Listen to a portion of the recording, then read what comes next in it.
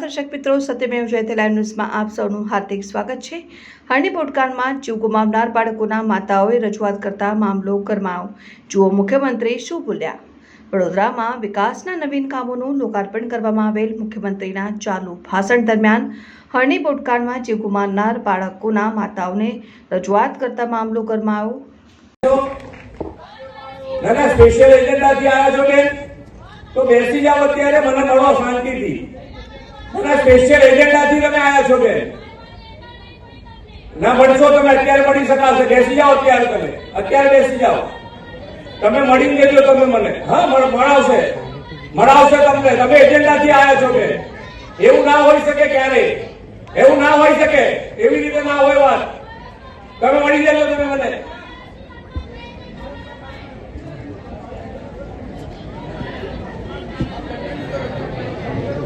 જો આ બધું હવે આપણે એની પર ધ્યાન ના આપશો, સ્પેશિયલ એજન્ડાથી આવેલા છે એટલે એની પર ધ્યાન આપણે આપવાની જરૂર નથી।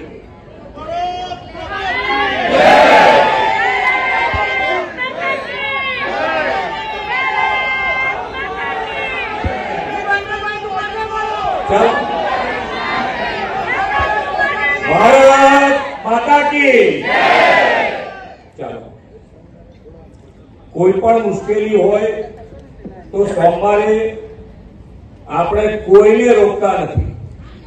ત્યાં આગળ આવી અને કોઈ પણ મળી શકે છે અને ઘણા બધા રેગ્યુલર આવે પણ છે, પણ જ્યારે કોઈ પ્રોગ્રામમાં આવ્યા હોય અને એ પ્રોગ્રામમાં આપણી રજૂઆત કરવી એ વ્યાજબી આપણી સંસ્કારી નગરીને શોભે નહીં।